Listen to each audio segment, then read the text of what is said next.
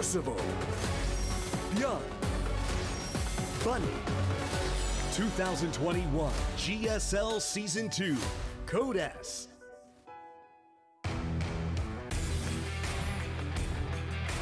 Africa TV, Freak Up Studio, live. 2021 GSL Season 2. We're back, and we're ready to do Rogue versus Bunny. The winner does move on to the round of 8. We're running out of round of 8 spots pretty quickly. Look, I think this is just going to be a straightforward Rogue win. I think Bunny, if he can play as well as Percival did, I will be impressed. Bunny? Well, it's funny to say, because isn't Bunny better than Percival still? I don't feel like he is now that I saw that game. I don't know. I feel like Percival is showing off such, first of all, composure, which I think is the biggest thing if you're going to be a new player to GSL, is like, are you able to keep your cool? But then he's got a very strong style. His decision-making is extremely good. Look, I wish Bunny the best of luck, but I can't imagine it being as close as that Percival match. If it is, I'm pleasantly surprised. All right, let's see it. Romanticide to start. What style is Bunny going to bring us? I feel like it could be anything at this point. He's just expanding his play so quickly. Yeah, we're going to go to that game now. Rogue versus Bunny, the winner's match. Let's go.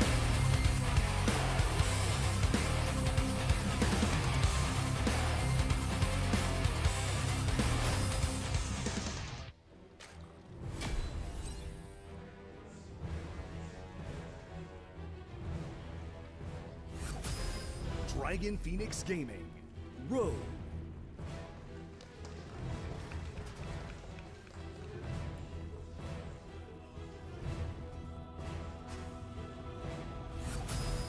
Team NV, Bunny.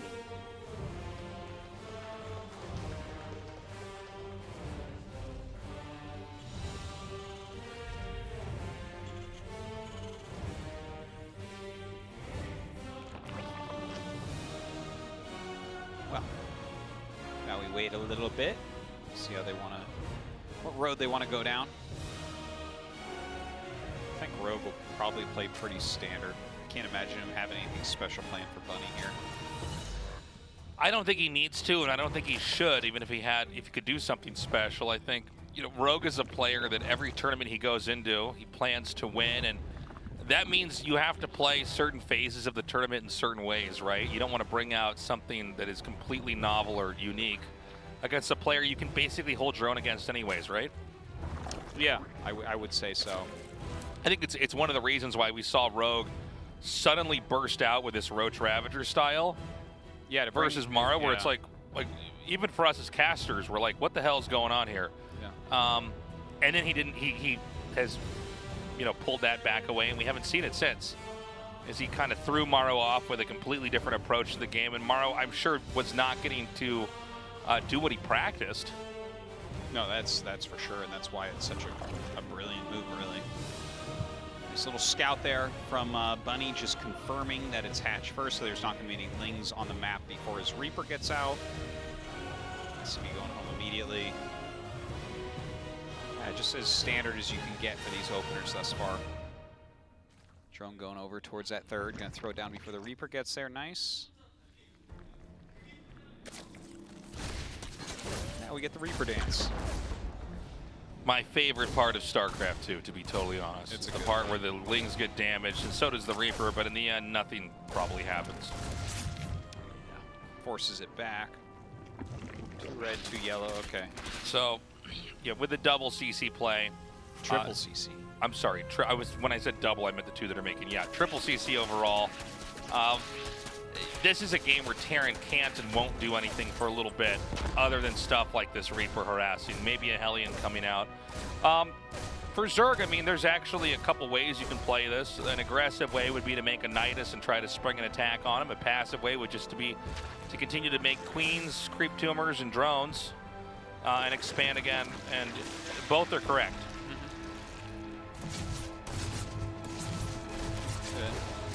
Reaper just, oh, he really wanted that tumor. He just barely didn't get. Look how red it was. Oh my God. It's going to heal up here in a second. What's something that's really red? Blood. Strawberries. Strawberries are a light red, though. This is a darker red. Strawberries can be dark red if they're very fresh. No, if they're very ripe. Red paint.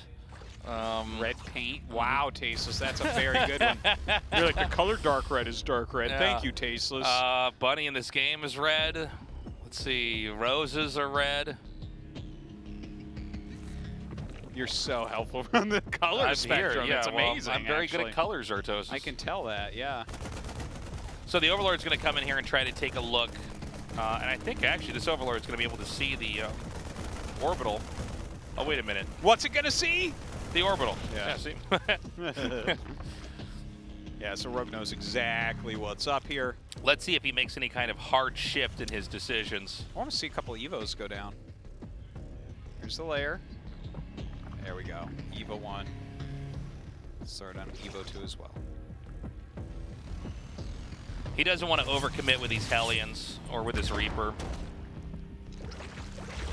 It's basically to monitor the progress of the Zerg on the map. Where are their new bases going to be, and how are they going to be defended?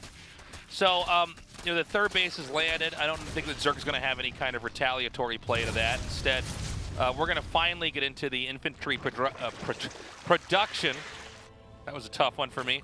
And eventually, we're going to have the medevacs and the stimmed Marines coming out and trying to harass. And look, I mean, you know, whenever you see triple command center, it takes a little bit over 5 minutes for things to really pick up. Yeah.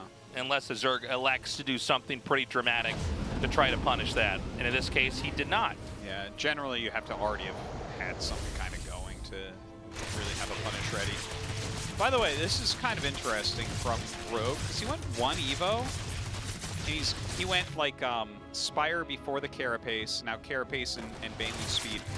And he's making a lot of Zerglings right now. Now, if he makes any more than what he already started, that's going to tell us. Okay, no, he goes back into drone. So this is a defensive group of Zerglings. But pushing forward here, does force a cancel. Pretty big denial there. The Lings were coming all the way around the rocks.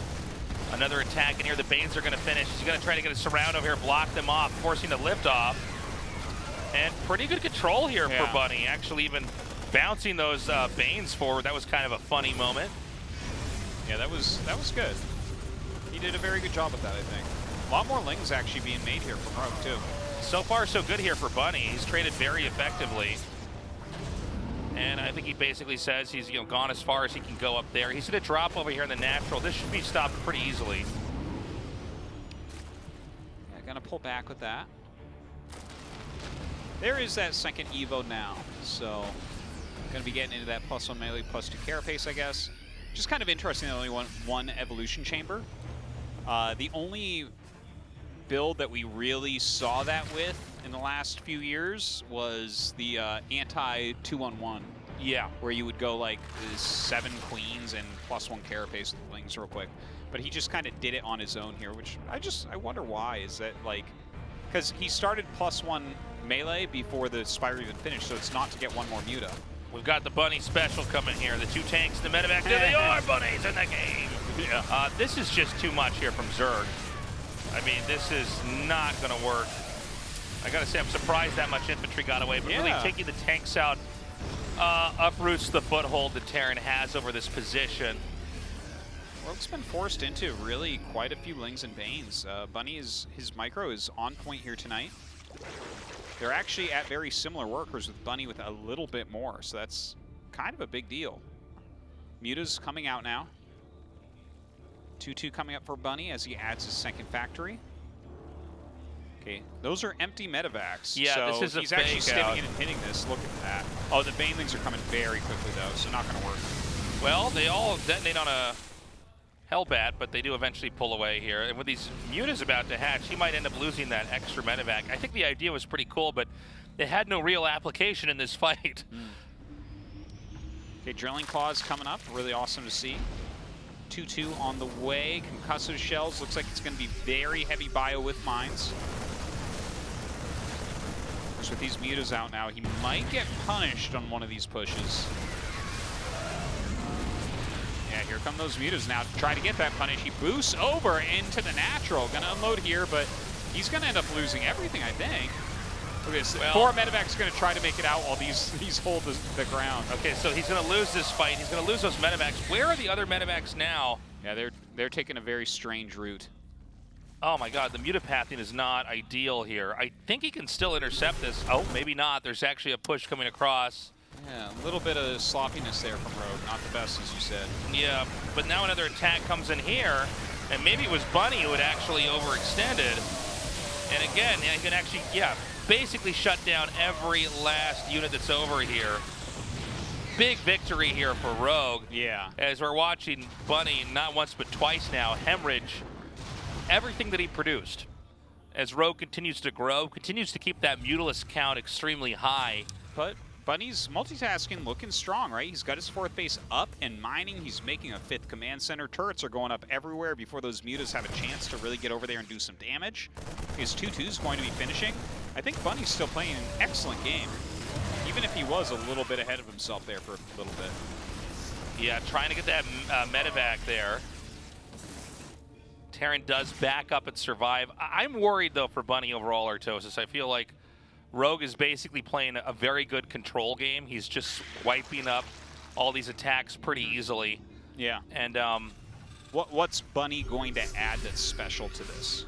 Right? Yeah, I mean, everything seems to be, even though I think the supply count is impressive for Bunny, it's actually ahead for Rogue. But if Bunny doesn't win with one of these pushes pretty soon, Rogue is going to get to that point where he has way too much of the map to be stopped. Well, he's trying to get up into lurkers right now, so definitely a different type of game on the way, but Bunny does have that big army supply advantage. He has 2-2 against just 1-2, so a slight advantage as far as upgrades. The Marauders in the front are excellent for tanking those Baneling hits like we saw just there. The bulk of the army stays alive, untouched. And here comes the mass group of Marines on to creep, though. The Baneling's going to try to roll past. Whoa, shredded those Banes. Seriously. This position's lost here for Rogue. Bunny's made the first step. He's maxed out, Tasos, at twice the supply of army almost. Yeah, maybe I was wrong about Bunny here. It's really starting to look like he may have powered up enough that there is no answer for the Zerg here. Again, if these Banelings don't connect nicely, this push can't be stopped. This is a very tough one for Rogue. I think he's actually dead. I think you're right, Artosis. Getting those Banelings in on top of as much as he can. The mines having some decent connections. The actual Bioforce does have some backup behind it, so it's not just what you see right there. Bunny still getting some harassment as well, throwing mines over at other hatcheries. Another base kill, that's 2 for Bunny. Lurkers on the way, though. Does he have time to actually get those out? One gets targeted down immediately. And oh, he's just gonna bust him. Yeah, that's it. I mean, Bunny just powered up and smashed Rogue. I think Rogue was a little bit sloppy with his Banelings there at the bottom. You got to be careful. You know, Terran are always trying to fish out parts of your army when you're not watching, and you know it's easier said than done. But Rogue bled off a little bit too much, maybe a little bit too overconfident with the Mutalisks at the top. I mean, he killed like a reactor. Bunny didn't even blink. Yeah. And this push in the bottom was really, you know, the moment that Terran was either going to be denied again or Bunny was going to pry open Rogue's position and start to hammer away at him, and the second happened. Yeah, I think that Rogue was not as decisive with his mutas as maybe he could have been. Maybe didn't set up the flanks quite right with the Ling Bane. See if he can do better here on Light Shade. And that game's ready to go right now. This is Rogue versus Bunny, game 2.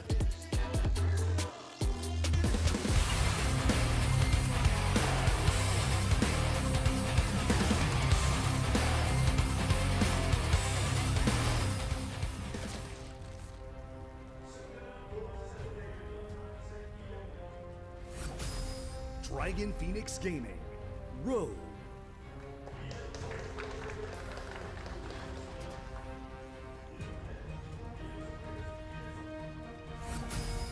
Team NV, Bunny. So in the last game, Bunny went for 3 command center. A lot like what we see Innovation do all the time. I mean, basically power up and then start to try to roam and take fights. And Rogue actually handled the first couple of fights pretty well, and I think got overconfident and didn't appreciate, first of all, how fast Bunny macroed. Bunny actually maxed out. Yeah. While Rogue was a little bit behind there. Well, he's doing a great job taking bases while keeping pressure on. Yeah. It seems like just the Terran scene is continuing to level up. It's very nice. This is stuff that a year and a half ago we'd only see like Maru able to really pull off. I like that point actually, because you're right.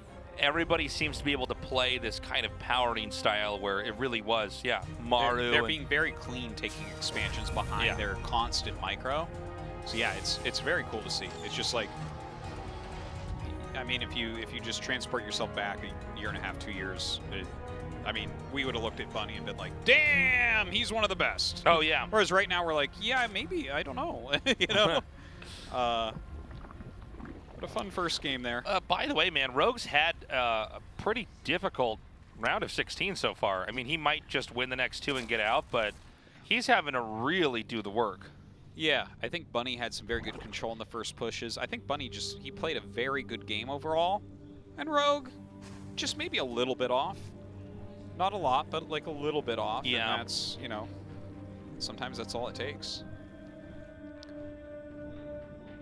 All right, 6-lings on the way. A couple queens as well. Here we go, the best part of StarCraft 2. The Reaper fighting the Lings. We should really run commercials at this part. I want to see the guy talk about the wings on the sword for that monitor commercial. Yeah, that's the best commercial we got. The guy the genius who decided to put wings on a sword. It's like, you are our Da Vinci of this time. So true. If only I could get your sketchbooks. Third base is on the way here for Rogue. Pop up there from Bunny. So a very different build from Bunny this game. Instead of the Reactor Hellion 3cc, he is going into Starport.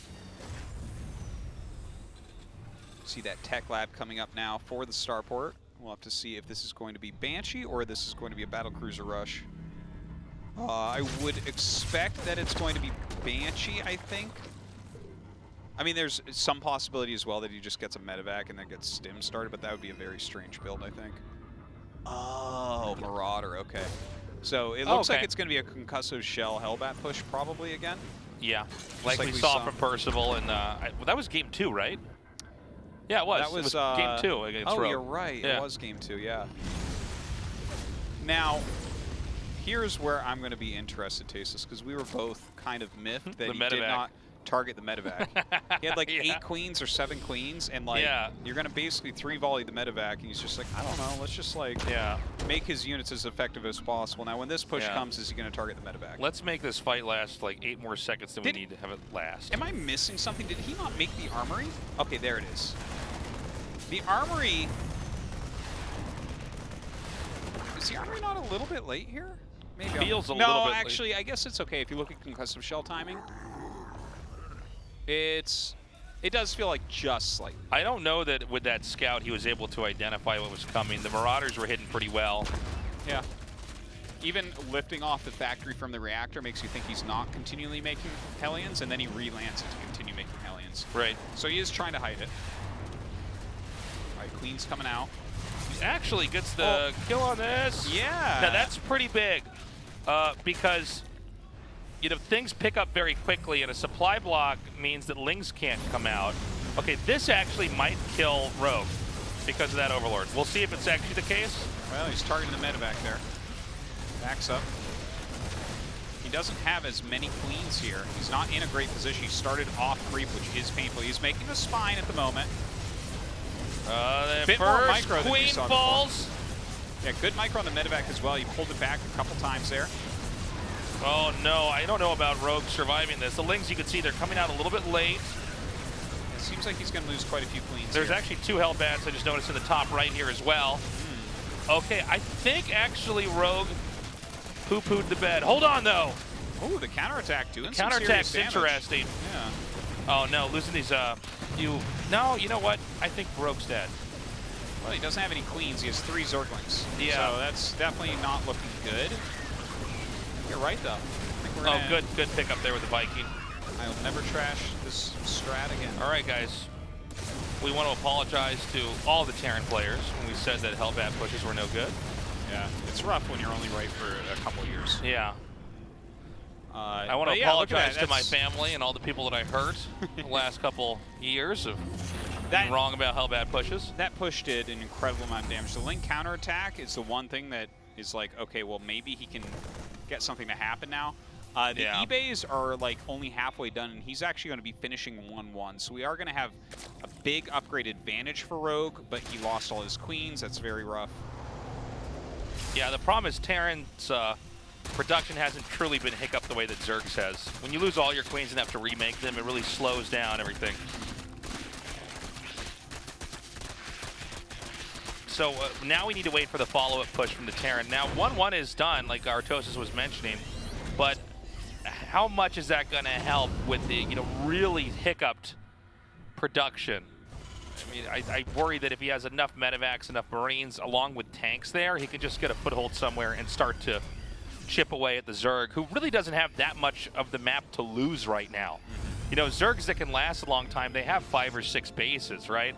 A base goes down there, but one springs up on the opposite side of the map. We're not really at the point where Zerg has got that macro engine going, where they're able to try to play the multitasking survival game that is, mid-game to late-game StarCraft 2 in this matchup especially. Burrow coming up here for Rogue, so always a great comeback mechanic. We saw some great Baneling Mines against Percival. Little boost into the main base. A lot of Lings being made, like a serious amount of Zerglings. Damn, that queen barely gets killed off. Now again, this is just to keep the Zerg busy. This is on creep, this is with 1-1. Let's see how strong these Lings can be. Yeah. Strong enough to force a Terran to pick up and respect, but Bunny is still causing problems elsewhere on the map. Yeah, great harassment going on right there. All right, simming against these queens in the main base.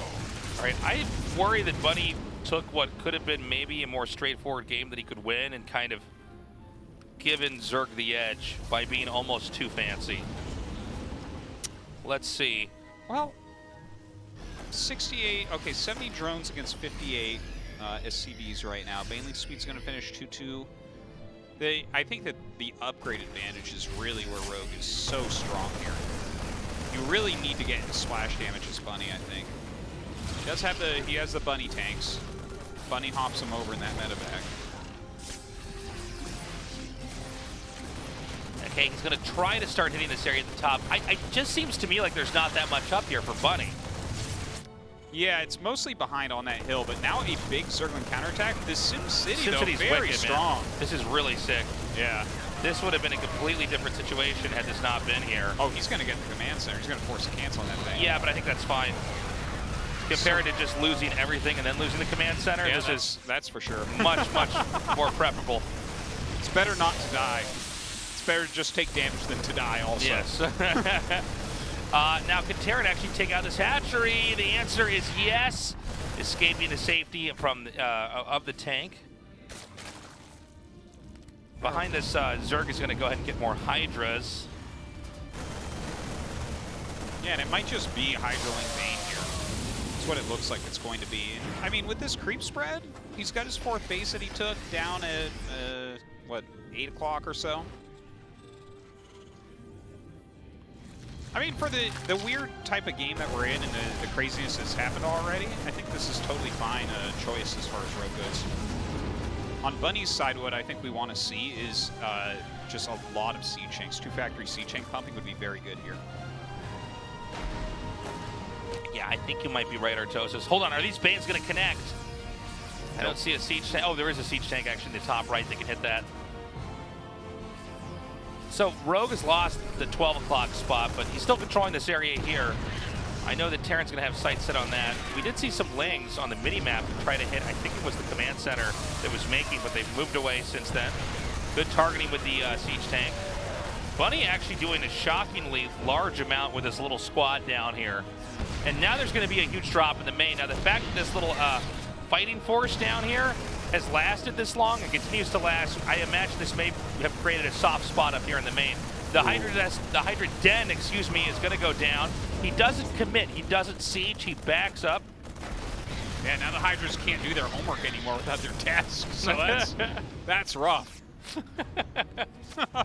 I say Hydra desk? Yeah, you said the Hydra desk. Oh. Queen's awaiting these medevacs up here and actually pick 2 off immediately. They will end up falling, at least some of them. Bunny's going to commit here. I don't think there's any way he can actually hold this. No. He's driving it away.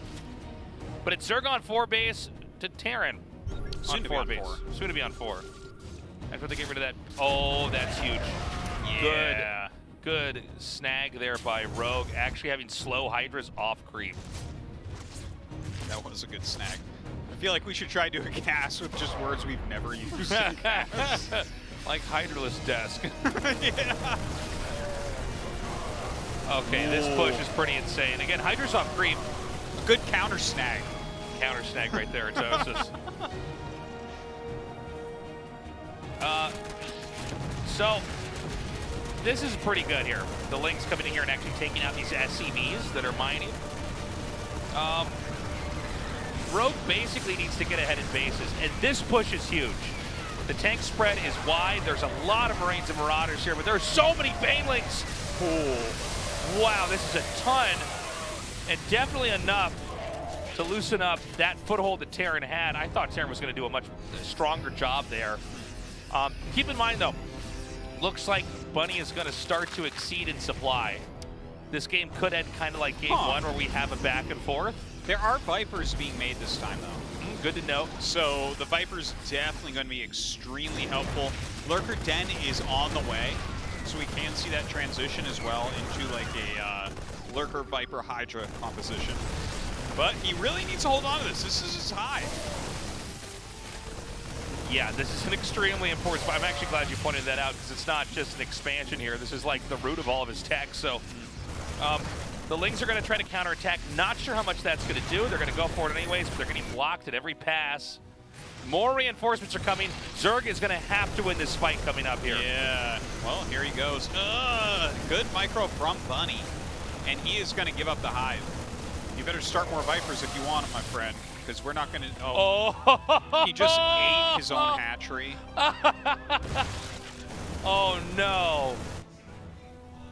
That's going into our blooper reel. He ate his own hatchery. Look at Rogue throw his head back.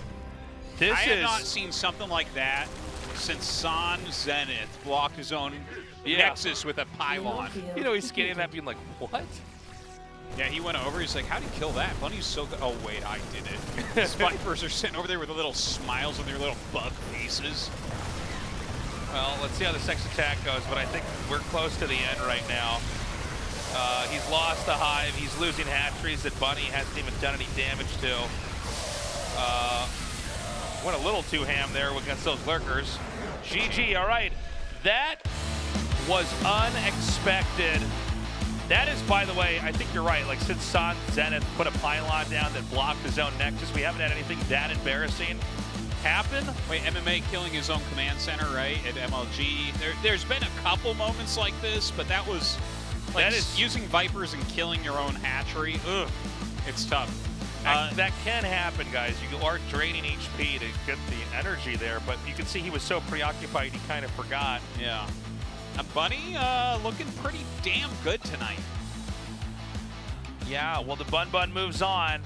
He's our first survivor of the night, and Rogue goes to the 5th best of 3 of the night. We're going to have an interview now with Bunny. I'm very curious to see how he's feeling. He has unexpectedly advanced first. Bunny of Team MB defeats Rogue, the defending champion, and he moves on to the round of 8. Congratulations, Bunny. Thank you. You are the first place of Group A. How do you feel after the win? Well, the opponents are both very strong players. And, you know, even when I got good win rate in my preparation, I wasn't confident. So my mindset today was to just get 4-0 and then move on to round of 8. And I'm really glad that came true. Yeah, that's right. It was a fabulous win for you, Bunny. So, did you come up with a helmet move after watching the Percival game? No, actually, I did strategize that before coming here, and I saw Percival using it too.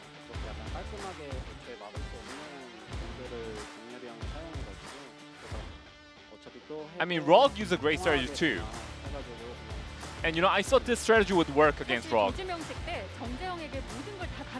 In group nomination, you said that you teach everything to Percival. But Percival said ByuN is his role model, so are you a little sad about that? You know, even if I was Percival, you know, I wouldn't regard myself as a role model. You know, I haven't had any great accomplishments. So, you know, realistically speaking, I think Percival made the right choice. Alright, let's talk about the first TVT match. It was a match against ByuN. So you did go for the mech in that match. You know, during the group nomination, you know, I flamed ByuN. I said he's a bad player, but that was just a joke. And you know, ByuN was kind of infuriated at that, so he said that he's gonna beat me no matter what. You know, I've always played Bionic, so this time I wanted to beat ByuN using mech. And ByuN has actually prepared really hard as well. And I think he's tried to pull off some decisive plays today. And today you did defeat ByuN using the Raven.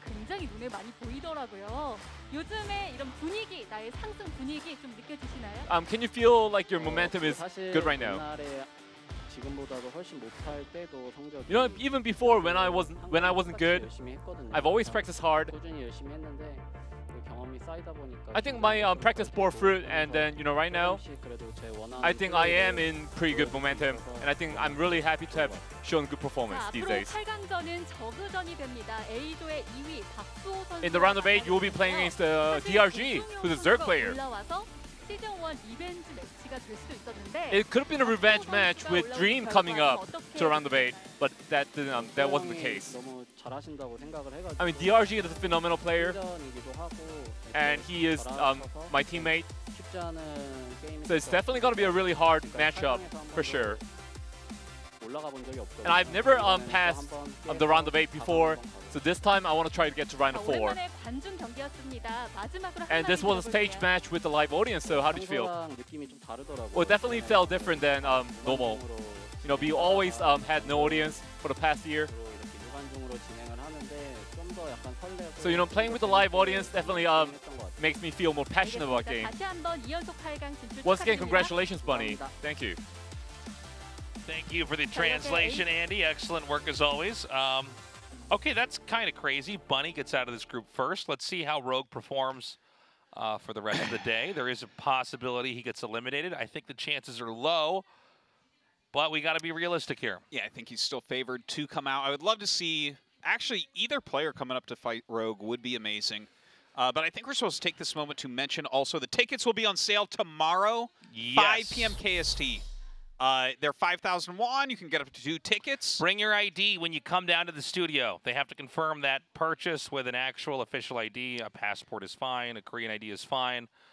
Yeah, it's on Ticket Link, in case you were wondering. Make sure you get it quickly, because I'm sure they sell out quickly. Yeah, and that's all the time we have. We'll be back, guys, in a little bit. We got a quick break here.